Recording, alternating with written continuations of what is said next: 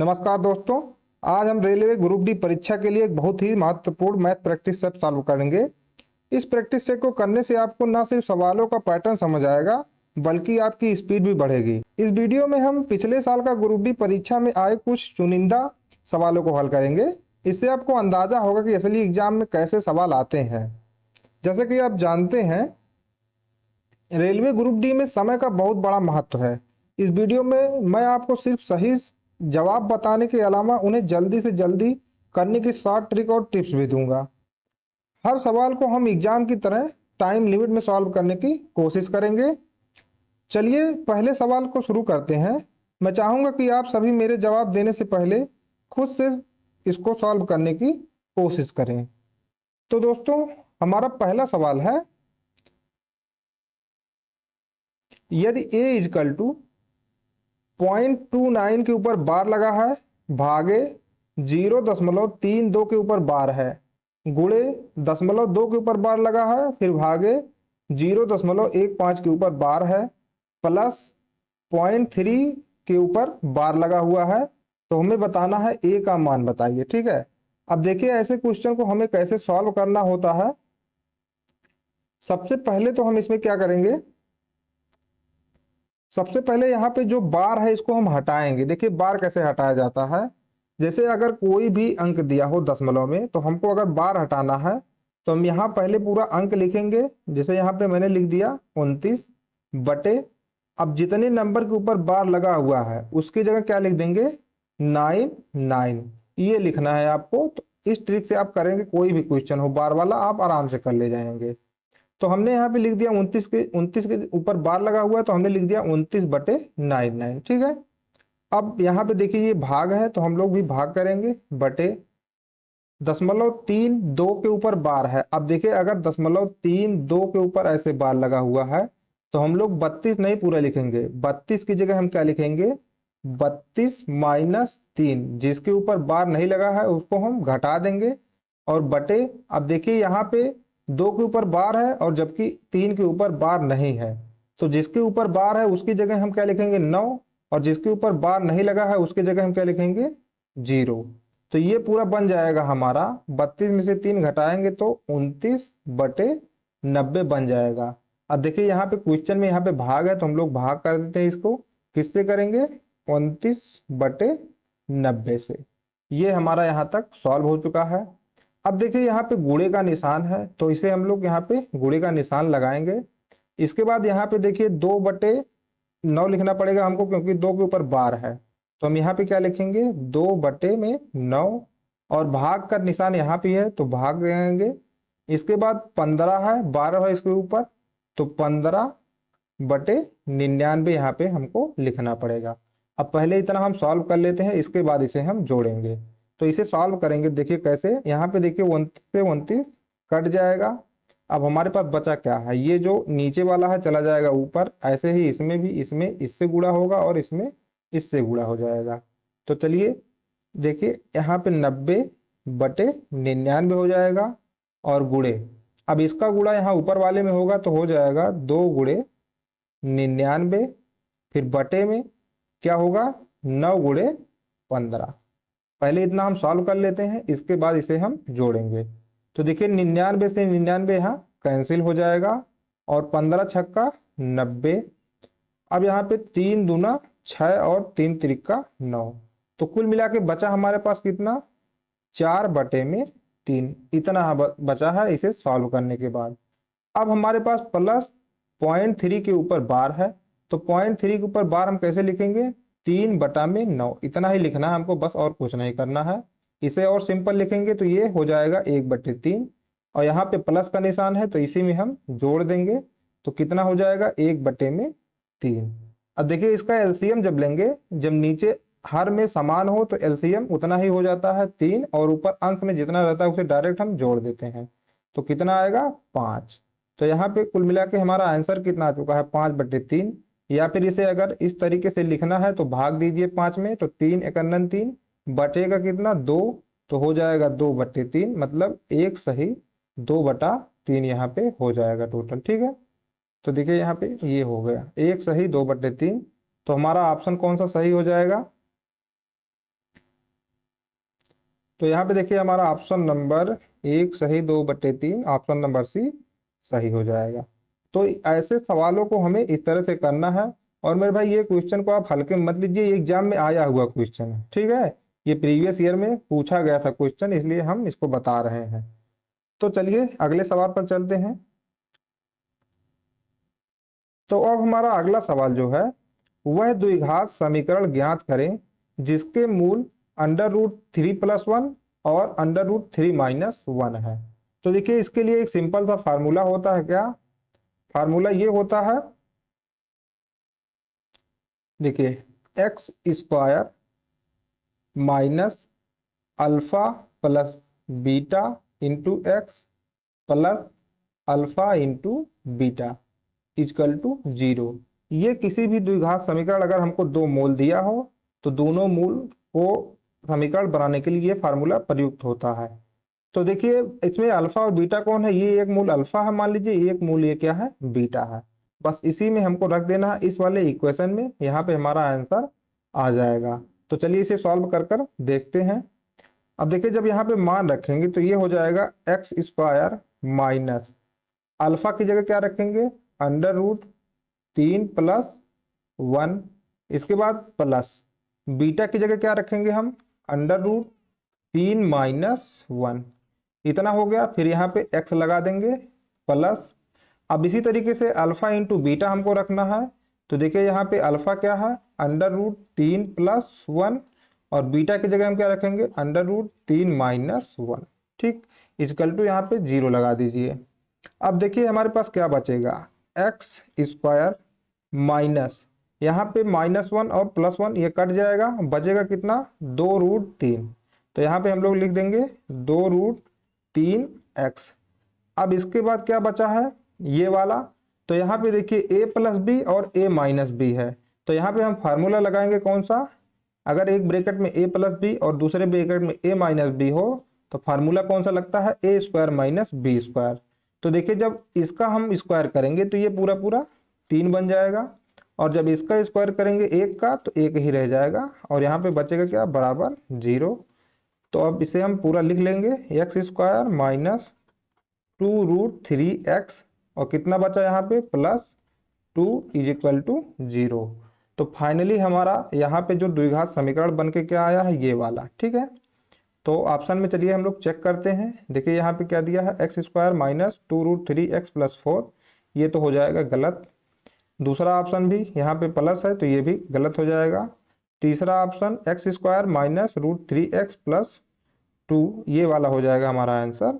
नहीं सॉरी, यहाँ पे देखिए 2√3 है तो ये वाला भी नहीं होगा, ये वाला हो जाएगा आंसर हमारा। ठीक है, तो इसी फार्मूले पे रख के आपको अगर दो मूल दिया हो समीकरण बनाने के लिए बोले हमसे, तो इस फार्मूले पे रखकर हम इजिली सॉल्व कर सकते हैं। या फिर इसके अलावा आप ऐसा भी कर सकते हैं, x minus alpha into x minus beta equal to 0, इसमें भी रख के आप सवाल को सॉल्व कर सकते हैं।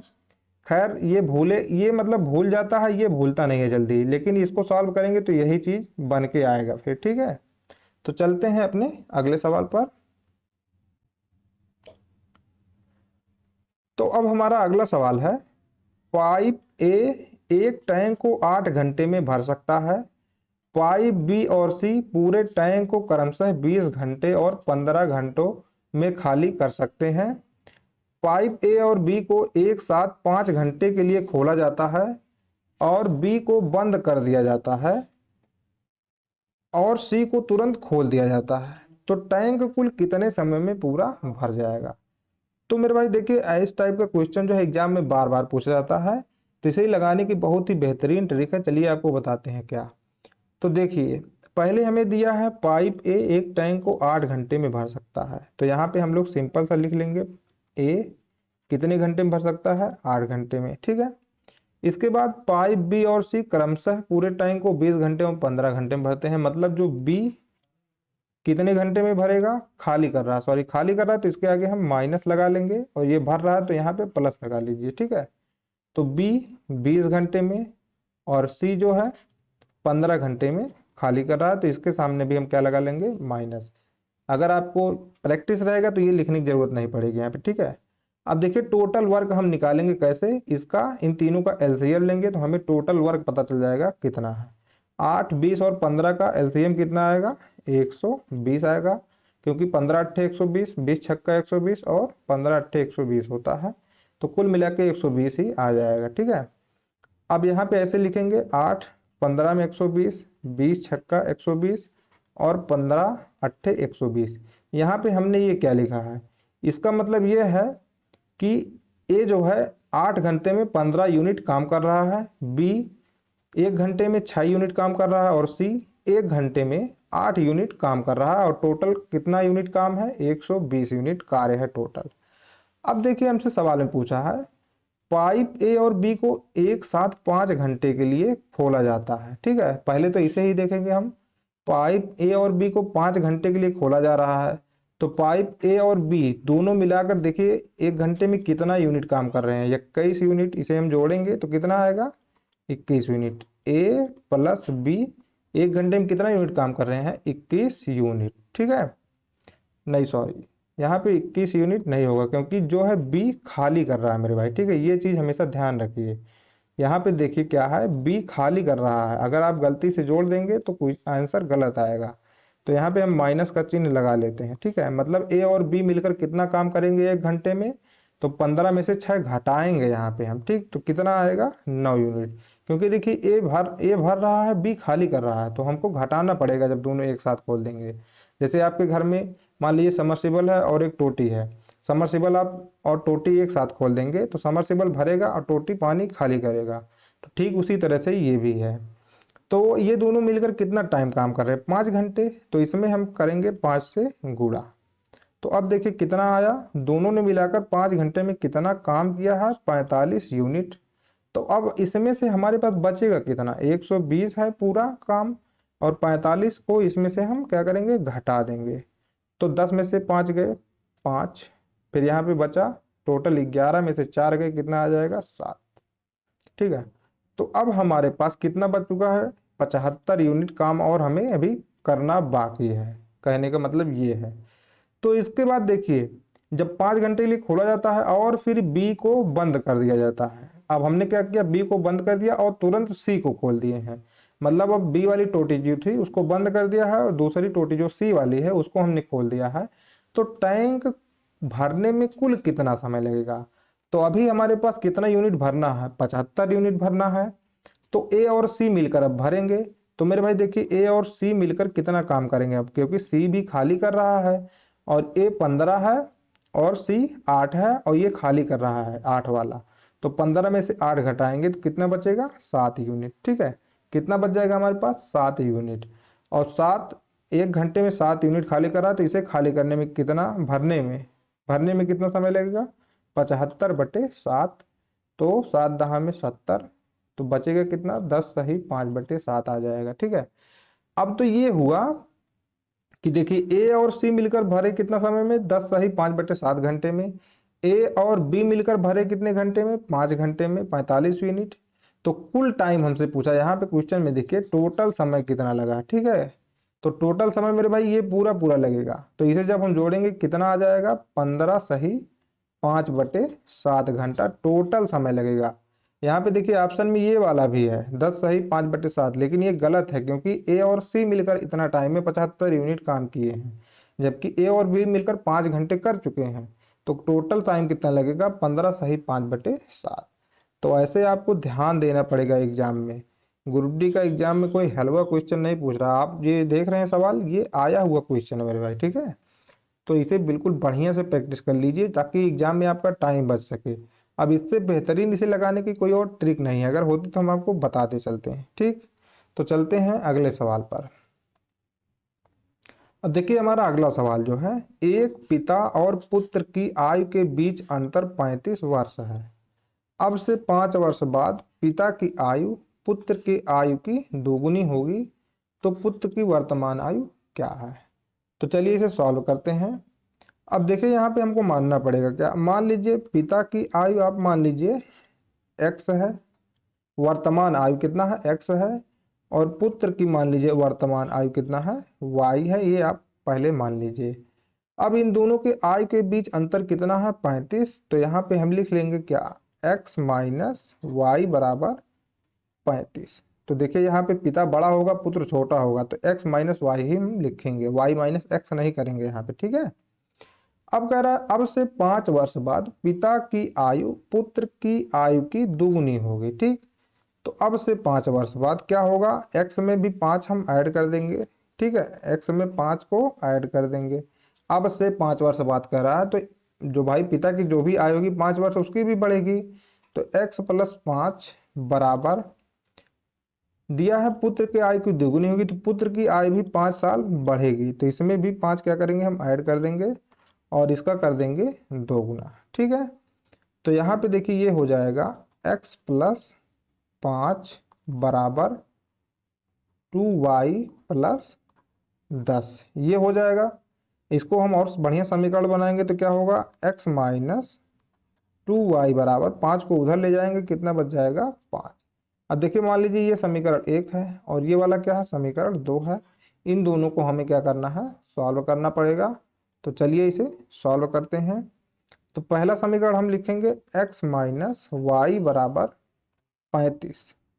दूसरा समीकरण लिखेंगे x माइनस 2y बराबर 5। हमने दोनों समीकरण को लिख दिया है और इसे क्या करेंगे, घटाएंगे।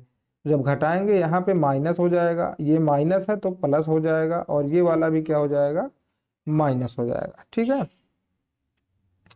तो अब देखिए क्या होगा, ये कैंसिल हो जाएगा दोनों, क्योंकि एक प्लस एक माइनस है और यहाँ पे प्लस 2y है, ये माइनस y है। तो इसे जब घटाएंगे, 2 में से एक y घटाएंगे तो कितना बचेगा, y बचेगा। और 35 में से 5 घटाएंगे तब कितना बचेगा, 30। तो कुल मिला के y की आयु कितनी आएगी, 30 साल। तो वही हमसे पूछा है पुत्र की वर्तमान आयु। देखिए यहाँ पे पुत्र की वर्तमान आयु हम लोग y माने थे, तो हमारा आंसर कितना आ जाएगा, टोटल 30 साल, ठीक है। तो इस तरीके से ये वाला क्वेश्चन भी हमारा खत्म हो गया है। तो मेरे भाई देखिए अब क्वेश्चन में क्या है, एग्जाम में सब मतलब तीनों टाइप का क्वेश्चन आता है, एक इजी आएगा, एक मॉडरेट आएगा, एक टफ आएगा, ठीक है, मतलब हार्ड टाइप का, तीनों टाइप का आता है। तो आपको पूरी पूरी तैयारी करके जानी है वहाँ पे, ठीक। तो बिल्कुल आप लोग इस हमारे साथ प्रैक्टिस करते रहिए, जब तक एग्जाम आएगा आप लोग पूरा एकदम बढ़िया से तैयार हो जाएंगे, ठीक। तो चलते हैं नेक्स्ट क्वेश्चन पर। अरुणा ने 25 रुपए में 8 की दर से केले खरीदे और 20 रुपए में 6 की दर से बेचे, उसका प्रतिशत लाभ या हानि ज्ञात करें। तो मेरे भाई देखिए हमसे क्या कह रहा है कि अरुणा ने 25 रुपए में मतलब 8 केला खरीदा है और 20 रुपए में 6 केला बेच दिया है, तो उसका लाभ होगा या हानि होगा। तो भाई जाहिर सी बात है, 25 में 8 खरीदा और 20 में जो है 6 बेचा, ठीक, 20 में 6 बेचा, तो यहाँ पे इसका लाभ ही होगा, ठीक। तो हम लोग चलिए निकालते हैं, कैसे निकालेंगे इसे। अब देखिए अगर इसका हमें दाम निकालना है एक केले का, तो कितना आएगा, 25 रुपए में 8 केला, तो एक केले का दाम कितना होगा, 25/8 रुपया, ठीक। यही तो होगा, एक केला भाई कितने में खरीदेगा, 25/8 रुपए में, क्योंकि 25 रुपए में 8 केला खरीदा है, तो एक केले का दाम कितना होगा, 25/8। और बेच कितने में रहा, 20 रुपए में 6 केला, तो एक केले का दाम कितना होगा, 20/6, ठीक। ये आ गया हमारे पास, मतलब ये सेलिंग प्राइस है, ये क्या है, सेलिंग प्राइस है, और ये क्या है, कास्ट प्राइस जिसे हम बोलेंगे। तो लाभ कैसे निकालेंगे हम, ठीक। लाभ हमारा क्या हो जाएगा, जिसमें सेल कर रहे हैं, लाभ या हानि कुछ भी हो, जितने रुपए में हम सेल कर रहे हैं माइनस जितने में हम खरीदे हैं, कितने में खरीदे हैं, 25/8 रुपया में। अब इसको सॉल्व करेंगे, देखिए कितना आएगा, इन दोनों का एलसीएम हो जाएगा 8 तिरिक 24, 6 चौको 24, तो आ जाएगा 24। तो ये 6 चौको 24 मतलब 20 चौक 80 हो जाएगा ऊपर, और यहाँ क्या होगा, 8 तिरिक 24 मतलब 25 तिया 75 आ जाएगा। तो ये हो जाएगा 5/24, ठीक। ये हमारा जो हो जाएगा 5/24, ये लाभ आ रहा है, ठीक है, इतने का। अगर ये माइनस में आता तो हम कह देते हानि है, ठीक। तो ये हो रहा है 25/24 का लाभ। अब हमसे परसेंटेज में पूछा है, ठीक, क्या पूछा है, ये कितना परसेंटेज है। तो हम कैसे परसेंटेज निकालेंगे भाई, देखिए इतने में खरीदा है और इतने का लाभ हो रहा है, तो कितने पे कितने का लाभ हो रहा है, 25/24 का लाभ हो रहा है कितने पे, 25/8 रुपया पे गुणे 100 कर दीजिए, आपका परसेंटेज आ जाएगा। मतलब ये लाभ बटे कास्ट प्राइस गुणे 100। तो इसे जब हम सॉल्व करेंगे तो यहाँ पे देखिए कितना होगा, 5×8/24/25/100। ठीक है, तो ये हो जाएगा पंचम 25, 8×3 = 24 और 5 से फिर इसे काटेंगे तो 5×20 = 100 होता है। मिलाकर आ जाएगा 20/3, या फिर इसे कह लीजिए 3×6 = 18, 3×6 = 18, 6 सही 2/3 आ जाएगा। ठीक है, तो इसे जब पूरा हम सॉल्व कर लेंगे कितना आ जाएगा, 6 सही 2/3, जो कि हमारा देखिए ऑप्शन नंबर बी सही हो जाएगा। तो ऐसे सवालों को आपको इसी तरीके से करना है, बिल्कुल इजी तरीका है। बस आपको पहले क्या निकालना है, एक एक केले का दाम निकालना है, इसके बाद निकाल लेना है कि कितना लाभ हो रहा है टोटल।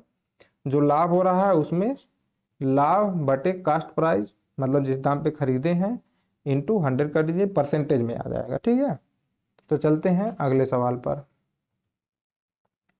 तो अब देखिए हमें एक सवाल दिया है, MNOP एक ऐसा चतुर्भुज है जिसका प्रत्येक कोण समकोण है। भुजा MN भुजा PO के बराबर है और भुजा MP भुजा NO के बराबर है, और इनके दोनों विकर्ण 90 डिग्री पर प्रतिच्छेद नहीं करते। ठीक, तो MNOP किस प्रकार का चतुर्भुज है, देखिए हमें कैसे समझना है इसे। अब दिया है MNOP एक ऐसा चतुर्भुज है जिसका प्रत्येक कोण समकोण है। तो भाई ऐसा कोई चतुर्भुज जिसका प्रत्येक कोण समकोण होता है दो ही हो सकता है, या फिर यह एक वर्ग हो सकता है, ठीक है, या फिर यह एक वर्ग होगा, या फिर ये एक आयत हो सकता है जिसका प्रत्येक कोण जो है समकोण हो, या तो आयत होगा या तो वर्ग ही होगा। अब यहाँ पे हम बनाते हैं MNOP, यहाँ पे भी लिख लेंगे MNOP और कंडीशन अब चेक करते हैं। तो देखिए दिया है MN भुजा PO के बराबर है, MN भुजा PO के ये इसके बराबर है, और कह रहा है ये वाला भी यहाँ पे हम बराबर कर देते हैं, और MP भुजा NO के बराबर है, MP भुजा जो है NO के बराबर है, तो इसमें भी हम बराबर कर देते हैं दोनों में। ठीक है, हमसे ये नहीं बोला कि चारों भुजा बराबर है, तो ये बोला है लेकिन, ठीक, तो दोनों में ये कंडीशन हो सकता है। फिर दिया है इसके दोनों विकर्ण 90 डिग्री पर प्रतिच्छेद करते हैं, नहीं करते हैं। ठीक है, नहीं करते हैं, तो देखिए कोई भी वर्ग होगा इसके जो विकर्ण होंगे ये 90 डिग्री पर प्रतिच्छेद करते हैं, तो इसका मतलब ये वर्ग तो बिल्कुल नहीं हो सकता। तो ये क्या हो सकता है, एक आयत ही होगा। क्या होगा मेरे भाई, एक आयत ही होगा। तो यहाँ पे जो है आंसर हमारा हो जाएगा ऑप्शन नंबर बी, आयत। ठीक, तो ये तो बहुत इजी सवाल था, इसे हम लोग इजिली हल कर सकते थे बस कंडीशन के हिसाब से। ठीक है, देखिए हमें यहाँ समझाने में टाइम लग रहा है आप लोगों को, लेकिन जब एग्जाम में सॉल्व करेंगे आप तब टाइम नहीं लगेगा भाई। समझाना हमको, आपको पूरा पूरा बताना है सब कुछ, इसीलिए टाइम थोड़ा लगता है। तो चलते हैं नेक्स्ट क्वेश्चन पर। अब देखिए हमारा अगला सवाल जो है, यदि किसी विशिष्ट आंकड़ों के माध्य और बहुलक क्रमशः 12 और 21 हैं, तो अनुभविक संबंध का उपयोग करते हुए माध्यिका ज्ञात कीजिए। या फिर कभी कभी यहाँ अनुभवंजय सूत्र दे देता है, उसका उपयोग करके माध्यिका या फिर कुछ भी पूछ लेगा। तो देखिए बहुलक माध्य और माध्यिका के बीच एक संबंध होता है, क्या होता हुआ, यहाँ देखिए बहुलक बराबर होता है 3 माध्यिका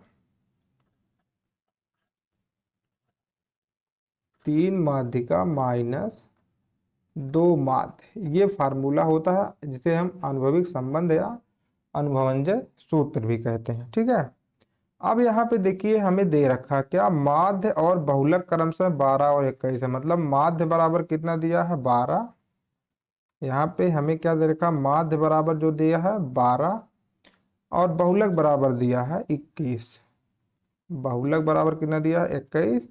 तो हमें माध्यिका ज्ञात करना है, तो इसी में हम इसका वैल्यू पुट करेंगे। तो बहुलक की जगह हम कितना लिखेंगे 21 बराबर 3 माध्यिका कह रहा है, तो 3 गुणे माध्यिका मान लीजिए क्या है x है, क्योंकि हमसे माध्यिका ही तो पूछा है, तो हम यहाँ पे मान लेते हैं x है, माइनस 2 गुणे माध्य का मान रखेंगे कितना है 12। ठीक है, तो अब देखिए यहाँ पे हो जाएगा 21, और इसे यहाँ पे गुणा कर दीजिए 12 दूनी 24, और यहाँ पे ले जाएंगे तो हो जाएगा प्लस में ये तो 21 प्लस 24 इज इक्वल टू कितना होगा 3x। तो ये जोड़ेंगे तो कितना आएगा 45 इजकल टू 3x।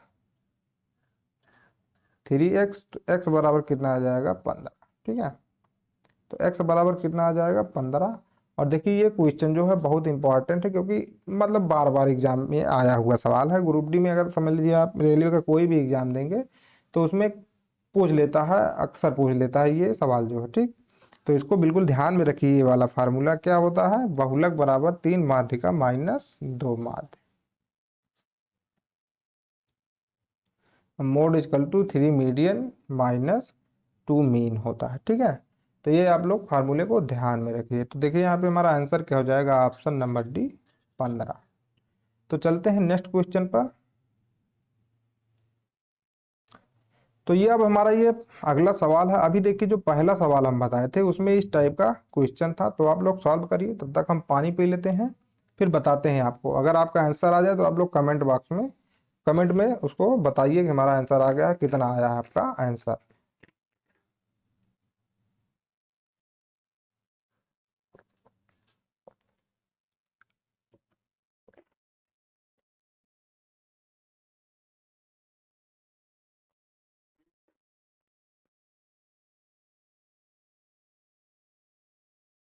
तो देखिए अब कैसे सॉल्व करना है इसको।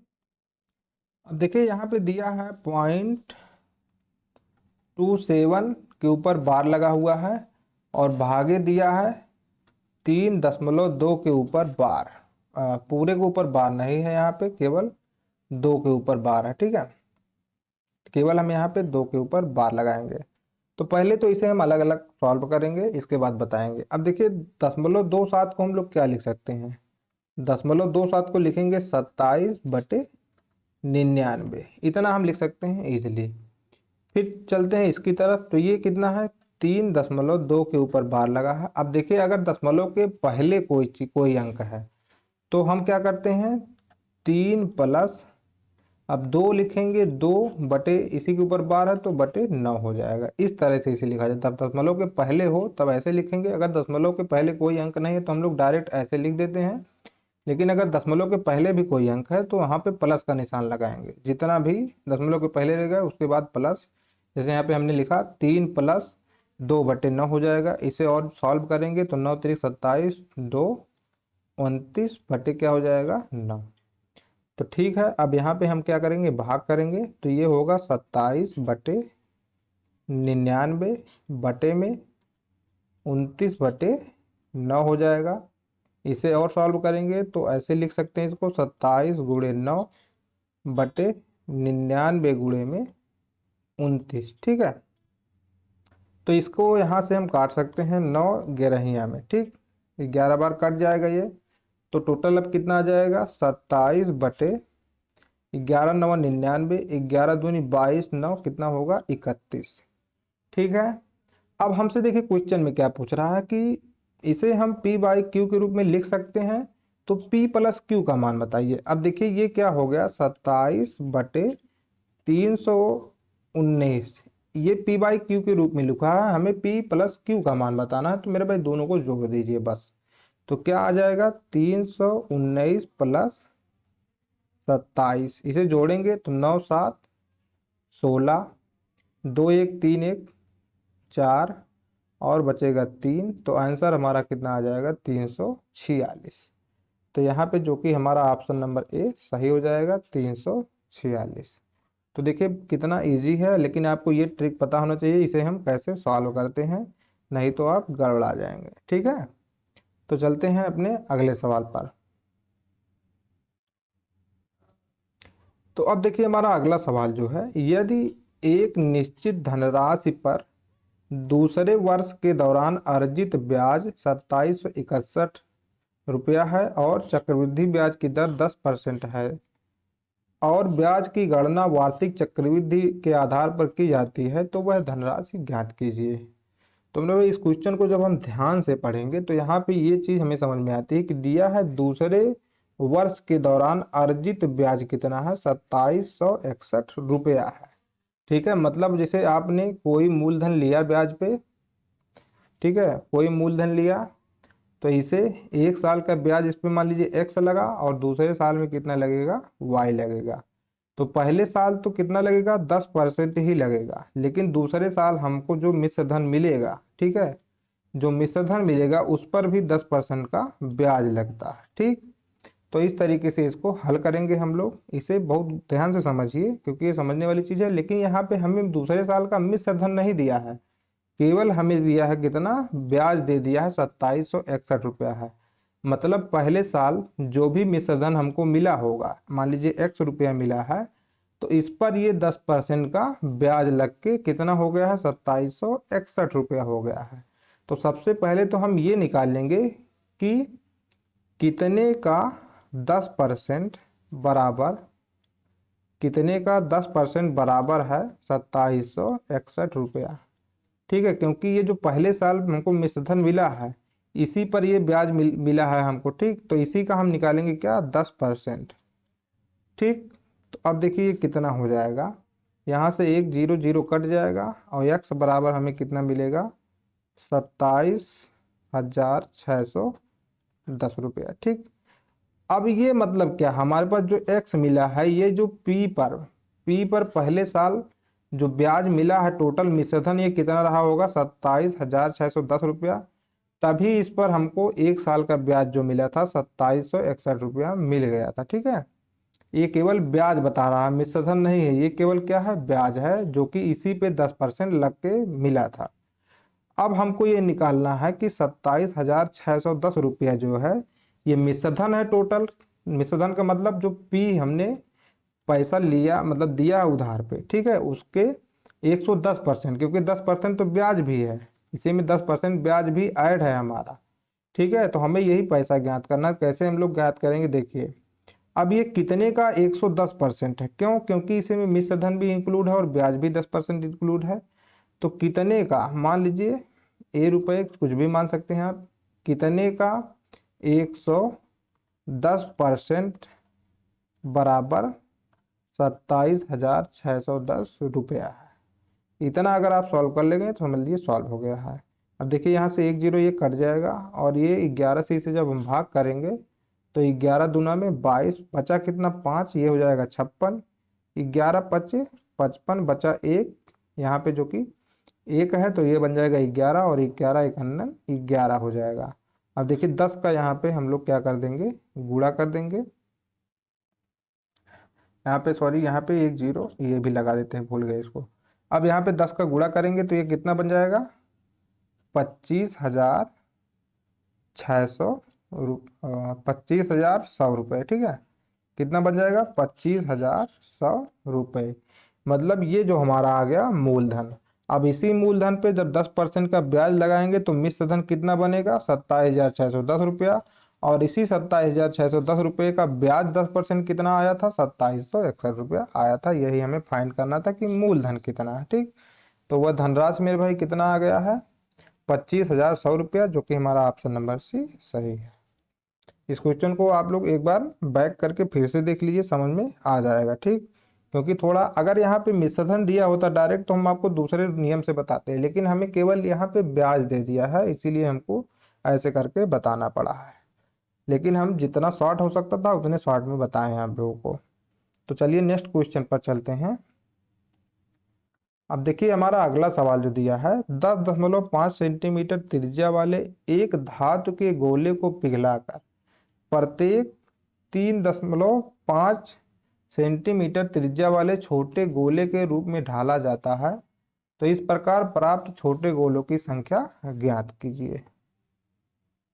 तो देखिए अब इसे हम सॉल्व कैसे करेंगे मेरे भाई। इसका सॉल्व करने का एक सिंपल सा ट्रिक ये होता है, आप लोग को ट्रिक अगर लगाना है तो देखिए क्या करेंगे, सीधे यहाँ पे 10.5 गुणे 10.5 गुणे 10.5 बटे 3.5 गुणे 3.5 गुणे 3.5 कर दीजिए, आपका आंसर आ गया है। तो इसे जब हम काटेंगे तो देखिए 3 बार जाएगा ये, 3 बार जाएगा ये और 3 बार जाएगा ये, तो टोटल कितना आ जाएगा, 3 3 का 9 3 27। ये तो आएगा हमारा आंसर। लेकिन अब इसे अगर समझना है ये आया कैसे है तो चलिए बताते हैं आपको। देखिए अब यहाँ पे 10.5 सेंटीमीटर त्रिज्या वाला एक धातु का गोला है, तो जब भी कोई धातु को पिघलाकर हम लोग छोटे गोले में बदलते हैं, लेकिन भाई जब बदलेंगे जरूर, लेकिन उसका जो गोले का आयतन है वो आयतन नहीं बदलता है कभी। जैसे आपके घर में कोई चीज़, मान लीजिए आप एक गेंद ले लिए हैं या फिर प्लास्टिक का कोई टुकड़ा, आप उसको पिघलाइए और छोटे छोटे चाहे जो आप उसका पीस बना लीजिए, वो चाहे जितना आप पीस बना दीजिए, उसका आप साइज मतलब बदल सकते हैं, ठीक है, उसका आकार बदल सकते हैं, लेकिन उसका आयतन नहीं बदल सकते आप। तो यहाँ पे जब इसे हम पिघलाएंगे, जो ये वाला गोला है 10.5 सेंटीमीटर, जब इसे पिघलाएंगे तो ये हमको छोटी छोटी गोली में बना देंगे। तो पहले तो इसका आयतन देखिए कितना होगा, आयतन जो होता है क्या, 4/3 पाई आर क्यूब, ये होता है गोले का आयतन। तो जब इसका हम आयतन निकालेंगे देखिए कितना आएगा, 4/3 पाई, आर की जगह हम क्या रखेंगे 10.5 का क्यूब करेंगे, ठीक है।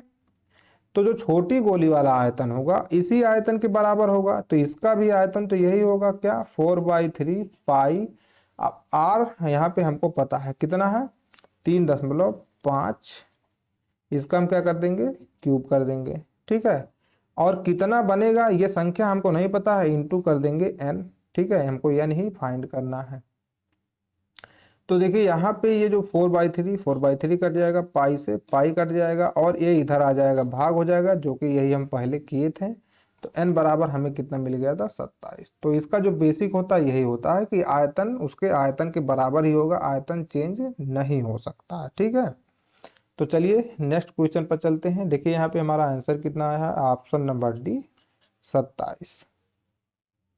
तो अब हमारा अगला सवाल जो है दिया है, दो संख्याओं का लघुत्तम समापवर्त एलसीएम और उनके महत्तम समापवर्त मतलब एचसीएफ के 20 गुने के बराबर है, और उनका महत्तम समापवर्तक एचसीएफ 213 है। इन दोनों संख्याओं में से किसी एक को 25 से विभाजित किया जाता है तो भागफल 4 और शेषफल 165 प्राप्त होता है। तो दूसरी संख्या बताइए कितना है।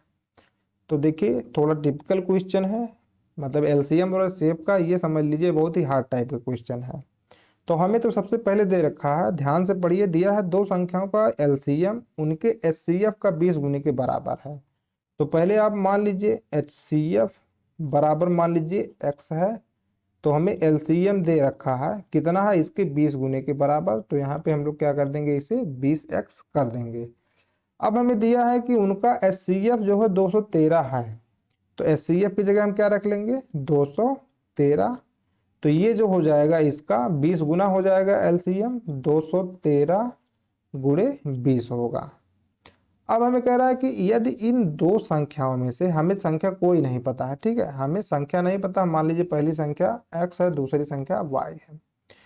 यदि इन दो संख्याओं में से किसी एक को 225 से विभाजित किया जाता है तो भागफल 4 और शेषफल 165 प्राप्त होता है।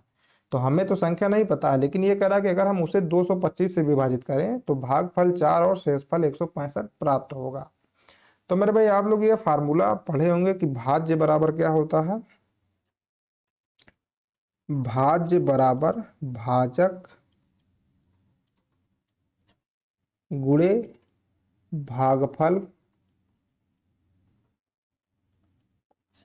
प्लस शेषफल होता है, ठीक है।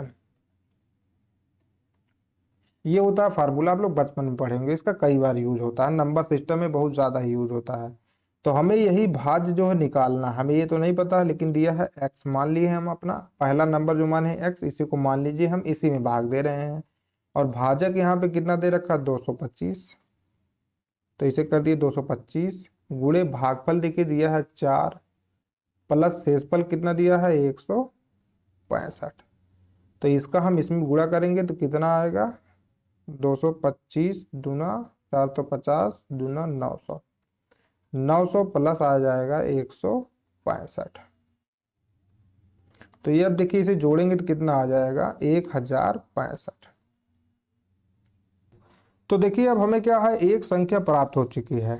तो मेरे भाई आप लोग पढ़े होंगे एलसीएम इंटू एचसीएफ बराबर पहली संख्या गुणे दूसरी संख्या, मतलब first number into second number, ठीक है। तो हमें एलसीएम पता है, एचसीएफ पता है, एक संख्या पता है, तो दूसरी संख्या हम लोग इजिली फाइंड कर सकते हैं। तो आप लोग भी करिए, हम करके बताते हैं आपको। देखिए एलसीएम कितना है 213 गुणे 20, एचसीएफ कितना है 213 है, बराबर एक संख्या हमें पता है कितना है 1065 गुणे वाई कर दीजिए।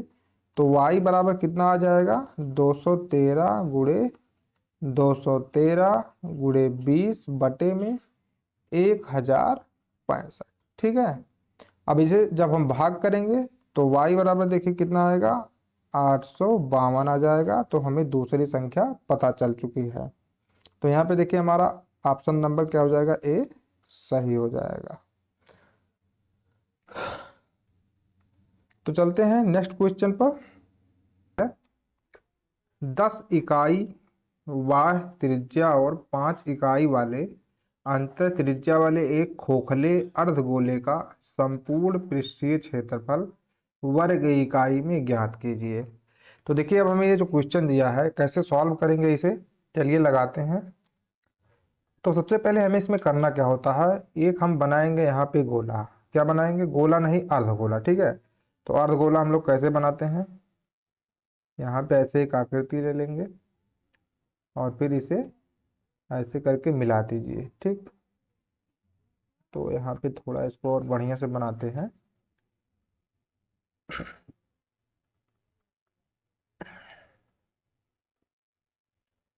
तो देखिए यहाँ पे हमने बना दिया है क्या, एक अर्धगोला। ठीक है। अब ये अर्धगोला जो दिया है कैसा है, खोखला है। तो इसी के अंदर एक छोटा सा और हम बना देते हैं ऐसे करके। अब देखिए ये क्या है, एक खोखला अर्धगोला बन गया है जिसमें दिया है बाहरी जो बाह्य त्रिज्या है, मतलब ये वाला पूरा पूरा, इसका कितना डाया दिया है 10 सेंटीमीटर। ठीक, 10 इकाई दिया है, इकाई दिया है, सेंटीमीटर नहीं दिया है। तो यहाँ पे लिख लेंगे 10 इकाई। और जो इंटरनल का डाया हमें दे दिया है कितना, 5 इकाई दिया है। ये दो चीज हमें दे रखा और पूछ रहा है खोखले अर्धगोले का संपूर्ण पृष्ठीय क्षेत्रफल क्या होगा। तो संपूर्ण पृष्ठीय क्षेत्रफल का मतलब मेरे भाई क्या होता है, जैसे आपके पास कोई गेंद है और गेंद मान लीजिए आपने काटा, तो गेंद में क्या होता है अंदर से, अंदर हमें एक प्याली की तरह दिखता है और बाहर। तो संपूर्ण पृष्ठीय क्षेत्रफल का मतलब ये होता है जितना एरिया हम लोग छू सकते हैं। ठीक है। जितना एरिया हम लोग छू सकते हैं वो क्या कहलाएगा, उसका पृष्ठीय क्षेत्रफल। तो देखिए इसमें हम कौन कौन सा एरिया छू सकते हैं, जैसे ये वाला एरिया अपने हाथ से हम टच कर सकते हैं। ठीक, ये वाला एरिया और इसके अंदर वाला कहेंगे क्या, अंदर वाला। और ये पूरा बाहर वाला एरिया जो है हम लोग टच कर सकते हैं। अब देखिए किसी भी गोले का, अर्धगोले का पृष्ठीय क्षेत्रफल जो होता है क्या होता है 2 पाई r स्क्वायर। ठीक है, 2 पाई r स्क्वायर। अब यहाँ पे हम बाहरी वाली त्रिज्या क्या मानेंगे, कैपिटल आर, स्मॉल वाली त्रिज्या को हम लोग लेते हैं स्मॉल आर। ठीक है। अब इसका हम पहले तो फार्मूला अपने मतलब अपने तरफ से कोई फार्मूला बनाएंगे तभी इसका डायरेक्ट मान रख देंगे, वरना इसको कैसे रखें यहाँ पे। तो देखिए हमें निकालने के लिए सबसे पहले क्या करेंगे हम लोग, अर्धगोला का जो ये बाहरी वाला दिख रहा है इसका क्या होता है 2 पाई r। ठीक, 2 पाई r स्क्वायर। तो यहाँ पे ये कैपिटल R लेना होगा। तो हम क्या करेंगे 2 पाई r स्क्वायर। ठीक, इतना हो जाएगा। अब इसके अंदर वाला जो अर्धगोला है इसका भी हमें एरिया यहाँ पे लिखना है। तो हम कैसे लिखेंगे 2 पाई r स्क्वायर। ये दो चीज हो गया। अब बचा के इसमें ये वाला एरिया। ठीक है, ये वाला एरिया जो यहाँ पे दिख रहा है इस वाले को छोड़कर, इस वाले को छोड़ दीजिए। तो ये वाला अब एरिया हमें जो दिख रहा है इसका हमें क्षेत्रफल कैसे निकलना है। अब देखिए ये क्या है, ये एक वृत्त की तरह होता है। जैसे आप किसी गेंद को काटेंगे तो ऊपर आपको एक सर्कल टाइप का ही दिखेगा, ऐसे सेम टू सेम आपको दिखेगा खोखला। अब इसका अगर हमें एरिया निकालना है मेरे भाई, तो हम लोग क्या करेंगे, बाहर वाले वृत्त का क्षेत्रफल और माइनस अंदर वाले वृत्त का क्षेत्रफल कर देंगे तो आ जाएगा। तो इसी तरह के इसका जब एरिया हम निकालेंगे तो क्या लिखेंगे, plus pi r square minus pi r square, ये कर देंगे। मतलब बाहर वाले गोल मतलब वृत्त का क्षेत्रफल और माइनस अंदर वाले वृत्त का क्षेत्रफल करेंगे तो हमें ये वाला एरिया जो है मिल जाएगा। अब इसे और बढ़िया से लिखते हैं। चलिए तो देखिए यहाँ पे क्या हो जाएगा, पाई कॉमन हो जाएगा, सब में पाई कॉमन है तो पाई हम लोग क्या कर देते हैं, कॉमन ले लेते हैं। अब यहाँ पे क्या बचा 2r स्क्वायर प्लस यहाँ पे देखिए 2r² प्लस, अब यहाँ पे पाई तो कॉमन ले लिए हैं, बचेगा क्या, r² माइनस का r², इतना ही बचेगा हमारे पास। अब यहाँ पे ये देखिए 2r² और ये r² जुड़ के कितना बन जाएगा, 3r²। ये पाई तो यहीं पे ही रहेगा, ये बन जाएगा 3r² प्लस, अब इसमें से ये वाला घट जाएगा तो बच जाएगा केवल r², इतना ही बचेगा। मतलब किसी भी अर्धगोले का, ठीक है, ये देखिए हम आपको बिल्कुल बेसिक से बता रहे हैं कैसे इसका फार्मूला निकलता है, ठीक है। किसी भी अर्धगोले का अगर हमें जो है संपूर्ण पृष्ठीय क्षेत्रफल निकालना है तो ये वाला फार्मूला आप डायरेक्ट भी लगा सकते हैं, यहाँ पे हमने आपको निकाल के बताया है। अब देखिए इसमें जब हम मान रखेंगे तो बराबर क्या आएगा, पाई फिर 3 इंटू r², आर मतलब कैपिटल आर जो कि कितना है 10 है, तो जब इसका स्क्वायर करेंगे कितना बन जाएगा 100 प्लस, अब ये r² केवल रहेगा यहाँ पे, मतलब 5 का स्क्वायर होगा, कितना बन जाएगा ये 25। अब इन दोनों को जोड़ेंगे तो देखिए 300 प्लस 25, 325 पाई हो जाएगा यहाँ पे, जो कि हमारा क्या हो जाएगा आंसर। अब चाहते तो इस क्वेश्चन को हम आप डायरेक्ट, मतलब ये वाला फार्मूला डायरेक्ट आपसे हम लिख के यहाँ पे इसका आंसर निकाल सकते थे, लेकिन यहाँ पे आप लोग समझाना था कि ये फार्मूला आया कैसे। अब देखिए इसमें हमने आपको अर्धगोले का क्षेत्रफल भी बता दिया, वृत्त का क्षेत्रफल भी इसी में आ गया, तो सब कुछ इसी में समाहित हो गया है। तो यहाँ पे हमारा जो आंसर हो जाएगा ऑप्शन नंबर ए, 325 पाई। तो चलते हैं अपने नेक्स्ट क्वेश्चन पर। अब दोस्तों हमारा अगला सवाल जो है दिया है आंकड़ों 9, 12, 11, 8, 16, 18, ये सब आंकड़ा दिया है कि माध्यिका हमें दे दिया है x है। यदि इन आंकड़ों में 2 और 8 को क्रमशः 21 और 18 से बदल दिया जाता है तो इस प्रकार प्राप्त आंकड़ों की माध्यिका y है। हमें दिया है कि 3x माइनस वाई क्या होगा, मतलब हमें कहने का मतलब ये है, ये टोटल जो हमारे पास नंबर है इसकी माध्यिका कितना है x है। यदि हम 2 की जगह यहाँ पे देखिए 2 यहाँ पे है, इसकी जगह हम क्या रख दें 21 और 8, अब इसमें 8 देखिए कहाँ पे, ये 8 की जगह हम क्या रख देंगे 18, तो इसका जो भी मतलब माध्यिका निकलेगा वो कितना है y, इसके बाद 3x माइनस वाई कर देंगे, हमारा आंसर आ जाएगा। तो चलिए कर कर देखते हैं इसे। तो माध्यिका निकालने के लिए मेरे भाई सबसे पहले हमें करना क्या होता है, सबसे पहले तो हम इसे अवरोही या फिर आरोही क्रम में लिखते हैं। आरोही क्रम का मतलब बढ़ते क्रम, अवरोही माने घटते क्रम, ठीक है। तो इसे हम चलिए आरोही में लिखते हैं बढ़ते क्रम में। तो सबसे पहले यहाँ क्या लिखेंगे हम 2, ठीक, हम यहाँ पे लिख लेते हैं 2 कामा। अब देखिए 2 से बड़ा इसमें कौन है, 2 से बड़ा है 8, तो यहाँ पे लिख लेते हैं 8। इसके बाद 8 से बड़ा इसमें क्या है 11, नहीं 8 से बड़ा 9 है, फिर 11 है, इसके बाद क्या है 12 है, 12 के बाद फिर देखिए 13, 14, 15 है, 13, 14, 15, 15 के बाद 16, 17, 18, फिर 16, 17, 18, इसके बाद 18 हो गया हमारा। 18 के बाद क्या बच रहा है, देखिए यहाँ 9 के बाद 10 भी है, तो हम यहाँ पे 10 लिख देते हैं, इसी में 10 है। 9 के बाद 10 भी है, इसको लिख लिए हैं 9, 10, 11, 12, 13, 14, 15, 16, 17, 18, 18 के बाद 19 नहीं है 20 है, तो यहाँ पे हम लिखेंगे 20, और क्या लिखेंगे 20 के बाद 24 हमारे पास बच रहा है, तो हम 24 ले लेते हैं। अब यहाँ पे देखिए, यहाँ पे हम इसको गिनते हैं, ये नंबर बराबर है इसके कि नहीं, 1, 2, 3, 4, 5, 6, 7, 8, 9, 10, 11, 12, 13, 14, यहाँ पे इसको गिन लीजिए 1, 2, 3, 4, 5, 6, 7, 8, 9, 10, 11, 12, 13, 14, तो नंबर बराबर है। ऐसे ही एग्जाम में जब आप करेंगे आपके सामने स्क्रीन पे क्वेश्चन होगा तो आप लोग इसे चेक जरूर कर लीजिए, जितना नंबर यहाँ पे है उतना ही नंबर यहाँ पे हम लिखे हैं या नहीं, कभी कभी छूट जाता है कोई नंबर, अगर आप चेक कर लेंगे तो छूटेगा नहीं। अब देखिए माध्यिका का फार्मूला ये होता है कि जितने भी नंबर हैं, कितना नंबर है 14, ठीक है मेरे भाई 14 है, तो बीच वाला दोनों नंबर जो यहाँ से देखिए एक एक काटते चलिए, यहाँ से एक काट दिया, यहाँ से फिर यहाँ से एक काटे हम, यहाँ से एक काट दिए, फिर यहाँ से एक काट दिए, इसके बाद यहाँ से एक काट दिए, यहाँ से एक काटा और यहाँ से भी एक काटा, यहाँ से एक काटे, यहाँ से, यहाँ से, यहाँ से। अब जो बीच में नंबर बच रहा है, ठीक, कुल मिला के हमको 14 नंबर टोटल है, तो 12 नंबर काटना है। 6 इधर से काट दिए हम, 6 इधर से काट दिए, जो बीच में बचा इन्हीं दोनों को जोड़कर आप 2 से भाग कर दीजिए, आपके क्या आ जाएगा, माध्यिका। तो जब इन दोनों को जोड़ेंगे कितना आएगा, 27/2 आ जाएगा। और ये किसका मान है, x का। इन आंकड़ों की माध्यिका कितना है, 27/2 है। अब हमसे कह रहा है कि आंकड़ों में 2 और 8 को क्रम से 21 और 18 से बदलना है। मतलब यहाँ पे हम 2 की जगह क्या लेंगे, 18। तो मेरे भाई सबसे छोटा और 8, मतलब इन दोनों की जगह हमको बदल देना है। तो देखिए यहाँ पे सबसे छोटा नंबर अब कौन सा हो जाएगा, 9 हो जाएगा, क्योंकि 2 की जगह हम क्या लिख देंगे, 21, और 8 की जगह 18 लिखेंगे, तो बड़ा हो जाएगा वो मान। 9, 10, 11, 12, 13, 14, 15, 16, 17। अब देखिए एक 18 तो यहाँ पे ऑलरेडी है, लेकिन 8 की जगह भी हमको क्या लिखना है, 18। तो एक 18 इसकी जगह, और 18 एक पहले से है। फिर हम लिखेंगे 20, और 2 की जगह हमको 21 लिखना है, तो 21 यहाँ पे आएगा, इसके बाद आ जाएगा 24। अब सेम वही काम अब भी करना है। 14 नंबर है, 6 6 काट दीजिए आप इधर से। देखिए 1 2 3 4 5 6, 6 इधर से काट दिए, और फिर 6 इधर से काट देंगे, बचेगा ये दोनों। तो इन दोनों को हम क्या करेंगे, जोड़ लेंगे आपस में। तो 15 15 30 1 31/2 आ जाएगा। ये जो है ये किसका मान है, y का मान है, ठीक है।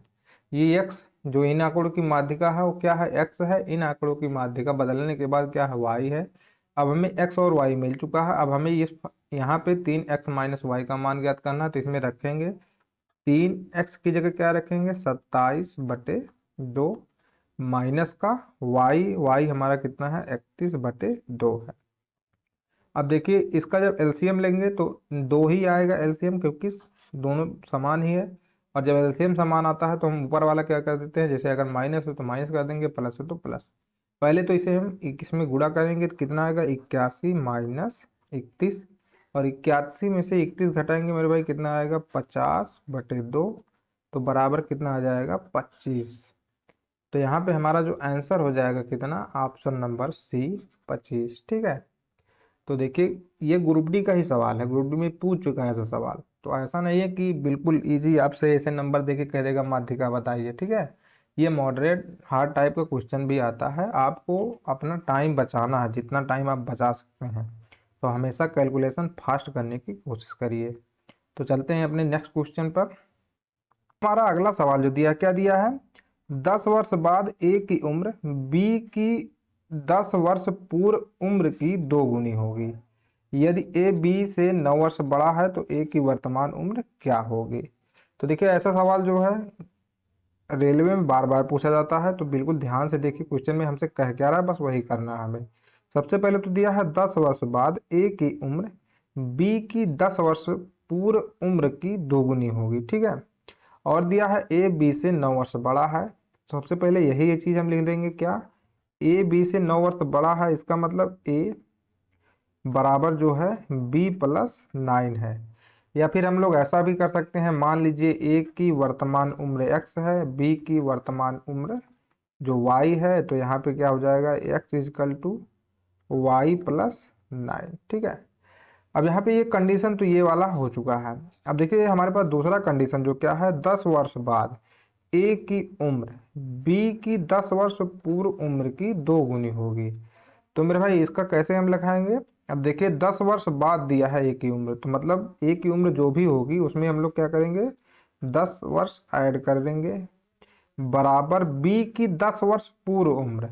तो बी की 10 वर्ष पूर्व मतलब वर्तमान में अगर वाई है तो 10 साल पहले क्या करेंगे, y-10 कर देंगे, की उम्र की 2 गुनी होगी। तो यहाँ पे हम क्या करेंगे, 2 से गुणा कर देंगे। अब इसे सॉल्व करिए, देखिए कितना आता है, x+10 = 2y-20 हो जाएगा। और इसे और सॉल्व करेंगे तो क्या आएगा, x-2y = अब ये वाला इधर ले जाएंगे तो -20 और -10 कितना बन जाएगा, -30। अब यहाँ पे हमारे पास 2 इक्वेशन है। एक तो इसे लिख सकते हैं हम लोग ऐसे, x-y = 9 कर सकते हैं। ये इक्वेशन ये हमारा हो गया, और ये इक्वेशन ये है, इसे यहाँ पे रखकर सॉल्व करते हैं हम। तो क्या हो जाएगा, x-y = 9। तो अब हम घटाएंगे घटाएंगे तो यहाँ पे माइनस होगा, यहाँ पे हो जाएगा प्लस, और यहाँ पे भी क्या होगा, माइनस हो जाएगा। ठीक है, अब इसे तो यहाँ कट हो जाएगा ये दोनों। अब देखिए ये वाला माइनस है, ये वाला प्लस में है, तो प्लस से प्लस वाई से माइनस 2y घटाएंगे तो कितना आएगा, माइनस का y इज इक्वल टू, ये दोनों जोड़ेंगे, माइनस माइनस जुड़ जाएगा तो कितना हो जाएगा, -39। तो ये माइनस से ये माइनस कटेगा तो y बराबर कितना आ जाएगा, टोटल 39 मतलब 39। तो हमसे किसकी उम्र पूछा है, ए की वर्तमान उम्र पूछा है, तो यहाँ पे ये किसकी उम्र आ गई है, बी की वर्तमान उम्र आई। ठीक है, और ए जो है बी से 9 साल बड़ा है, इसीलिए ए की उम्र कितना हो जाएगी, इसी में हम लोग 9 और ऐड कर देंगे तो कितना आएगा, 39 + 9 इक्वल टू कितना हो जाएगा, 48। तो यहाँ पे ए की वर्तमान उम्र जो होगी कितना होगी, 48 साल, जो कि ऑप्शन नंबर डी सही है। तो बिल्कुल जो भी क्वेश्चन में बोल रहा है वही हमको करना है, इसके अलावा और कुछ भी नहीं करेंगे हम। ठीक है, तो हमारा आंसर आ गया, आप देखिए। तो चलते हैं नेक्स्ट क्वेश्चन पर। अब हमारा अगला सवाल जो दिया है x⁴ माइनस x² - 2 का होल स्क्वायर प्लस 2 - x = 0 है। तो ये कौन सा समीकरण है, पूछ रहा है, द्विघात समीकरण है या केवल एक संख्या रैखिक समीकरण या फिर चतुर्घात समीकरण है। तो इस समीकरण को हम लोग चेक कर लेते हैं भाई, जो भी होगा हम बता देंगे अभी। तो कैसे करेंगे, देखिए यहाँ पे लिखेंगे x - x⁴ माइनस x² - 2 का होल स्क्वायर प्लस 2 - x, इतना करेंगे पहले हम। अब इसे जो है सॉल्व करिए, यहाँ पे क्या आएगा इसके बाद, x⁴ माइनस, इसको जब हम खोलेंगे तो देखिए कितना आएगा, ये हो जाएगा a + b का होल स्क्वायर। तो सबसे पहले a² यहाँ पे x² पहले से ही है तो क्या हो जाएगा, x⁴ प्लस b², तो 2 दूनी 4, -2ab, तो -2a की जगह x² और b की जगह क्या हो जाएगा, × 2। ठीक, यहाँ पे ब्रैकेट बंद कर दीजिए, प्लस 2 - x हो जाएगा। अब इसे खोलेंगे तो x² minus x⁴ plus, sorry यहाँ पे ये भी माइनस होगा क्योंकि यहाँ पे तो माइनस का चिन्ह आगे लगा है। ठीक है, तो ये कितना हो जाएगा, -4। ठीक, ये हो जाएगा प्लस, अब देखिए 2 दूना 4 x² प्लस 2 - x हो जाएगा। अब देखिए यहाँ पे जो ये कट रहा है तो इसे हम काट देंगे इजीली। अब यहाँ पे बच क्या रहा, 4x² माइनस का x, और ये -4 + 2 है तो -2 हो जाएगा इक्वल टू 0। सबके बराबर 0 ही दिया है तो हम सबके बराबर 0 लिख लेते हैं। ठीक है, अब देखिए हमारे पास जो फाइनल इक्वेशन बन करके आया है 4x² माइनस x माइनस 2। अब इसमें x की घात 2 है तो मेरे भाई ये क्या है, ये द्विघात समीकरण है। ठीक, तो इस तरीके से आपको इसे केवल मतलब पूरा इसे सॉल्व करना था। कहने का मतलब बस ये ब्रैकेट खोलना था, आप जैसे ही खोलेंगे आपको आंसर मिल जाएगा। तो चलते हैं नेक्स्ट क्वेश्चन पर। अब देखिए हमारा अगला सवाल जो है क्या दिया है, 200 भुजाओं वाले एक बहुभुज के अंतःकोणों का योगफल कितना होता है। तो बहुत ही इजी क्वेश्चन मेरे भाई, देखिए अभी हम कुछ दिन पहले ही पॉलीगन पूरा पढ़ाए थे, बहुभुज का जितना भी सवाल था। तो कोई भी बहुभुज हो, अगर हमसे अंतःकोणों का योग पूछ रहा है तो हम लोग फार्मूला क्या लगाते हैं, n - 2 × 180 डिग्री, बस यही करना है आपको। अब n का मतलब क्या होता है, भुजाओं की संख्या, जो कि हमें कितना दिया है, 200। तो यहाँ पे रख देंगे 200 माइनस का 2 और गुणे क्या हो जाएगा, 180। अब 200 में से 2 घटा दीजिए, आप देख लीजिए कितना आ रहा है, या फिर आप यहाँ से गुणा ऐसे करिए, 18 दूनी 36 होता है तो 36, और यहाँ 2 जीरो यहाँ 1 जीरो, तो कितना हो जाएगा, 3 जीरो। ठीक है, माइनस 18 दूनी 36, तो इसे भी कर लीजिए 360। अब इसी में से हम घटाएंगे 360, तो 10 में से 0 जीरो हो गया, 10 में से 6 गए 4, यहाँ पे 9 में से 3 गए 6, यहाँ पे बचा 5, यहाँ पे बचा 3, तो 35,640, जो कि हमारा आंसर आएगा, जो हो जाएगा ऑप्शन नंबर बी। तो देखिए इस मेथड से हम बहुत ही इजीली गुणा कर दिए हैं। अब आप अगर क्या करेंगे, 200 माइनस 2 कर देंगे तो 198 गुणे आपको 180 करना पड़ेगा, जो कि करने में मतलब आप कर तो सकते हैं लेकिन उसमें थोड़ा सा टाइम लगेगा, लेकिन इस तरीके से देखिए हमने किया तो एकदम इजीली सॉल्व हो गया है। ठीक, तो आप यहाँ पे अपना कॉमन सेंस लगा सकते हैं और सवाल को इजी बना सकते हैं। तो चलते हैं हम अपने नेक्स्ट क्वेश्चन पर। अब देखिए हमारा अगला सवाल जो दिया है, क्या दिया है, x की पावर 2/3 माइनस एक्स की पावर -2/3, फिर यहाँ एक ब्रैकेट में दिया है x की पावर 4/5, ये 4/5 नहीं 4/3 है। ठीक है, यहाँ पे 4/3 कर लीजिए, तो x की पावर 4/3 +1 माइनस एक्स की पावर 4 - 3।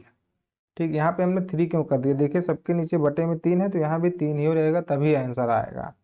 और ये हमको देखने में क्या लग रहा है, आप लोग पढ़े होंगे ये एक फार्मूला, a³ माइनस b³ बराबर क्या होता है, a² plus b² plus AB bracket में a माइनस बी। आप ये फार्मूला पढ़े होंगे और इस फार्मूले में जब आप इसे रखकर चेक करेंगे तो देखिए बिल्कुल सेम सेम ही आएगा, जो कि यहाँ पे a माइनस बी ये वाला पार्ट हमारा है और a² plus AB plus b² वाला ये वाला पार्ट हमारा हो जाएगा। ठीक है, तो मतलब यहाँ पे कुल मिला के जो a है कितना है मेरे भाई, a जो है कितना है x की पावर 2/3, a जो है कितना है x की पावर 2/3 और b कितना है,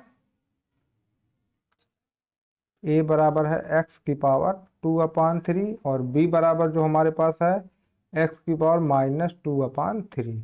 इस फार्मूले में जब आप इसे चेक करेंगे देखिए एकदम बिल्कुल सेम यही बैठेगा। ठीक है, तो देखिए अब इतना हमें पता है और ये चीज़ हमें दिया है और इसके बराबर क्या होता है, a³ माइनस b³ होता है, तो इसी में हम रखेंगे जब इसका मान a³, तो यहाँ पे रख कर देखते हैं x³ करेंगे तो x³ हो जाएगा ये। ठीक है, इंटू ये पहले से है a बराबर तो इतना पहले से है तो 2/3 गुणे हो जाएगा और माइनस b³ जब करेंगे तो x³ इंटू -2/3, तो ये 3 से 3 कट जाएगा, ये वाला 3 से 3 कट जाएगा, तो ये हो जाएगा x² माइनस, अब x की पावर -2 है तो इसे हम ऐसे बटे में लिख सकते हैं। ठीक है, जब इसे ऊपर ले जाएंगे तो x की पावर -2 हो जाएगा ये। तो यहाँ पे कुल मिला के हमारा आंसर जो आएगा कितना आएगा, x² -1/x², जबकि ऑप्शन नंबर बी सही है। ठीक, तो ये चीज़ आप हमेशा फार्मूले को इसको ध्यान में रखिए। ऐसे ही सेम फार्मूला होता है a³ प्लस b³ का, उसमें थोड़ा सा चेंज होता है, उसमें क्या होता है a² माइनस का ab प्लस b² होता है और ब्रैकेट में a minus a plus b होता है। बस यहाँ पे क्या होता है, तो यहाँ पे माइनस वाले में प्लस रहता है, इसमें प्लस वाले में माइनस हो जाता है। ठीक है, यही थोड़ा चेंज रहता है। तो चलते हैं नेक्स्ट क्वेश्चन पर। अब देखिए हमारा ये आखिरी सवाल है आज का क्लास का।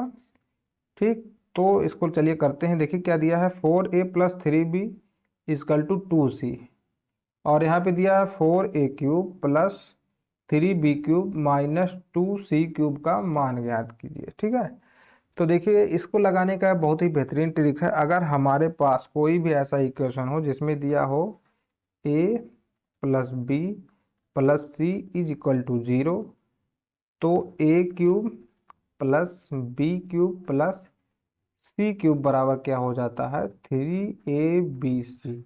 ये बहुत ही बेहतरीन ट्रिक होती है, इस ट्रिक पे मतलब बहुत सारा क्वेश्चन आ जाता है। ठीक है, इतना आप अगर ध्यान रखें, अगर आपके इक्वेशन में ऐसा दिया है a plus B plus C equal to 0, तो a³ plus b³ plus c³ is equal to हो जाता है 3abc।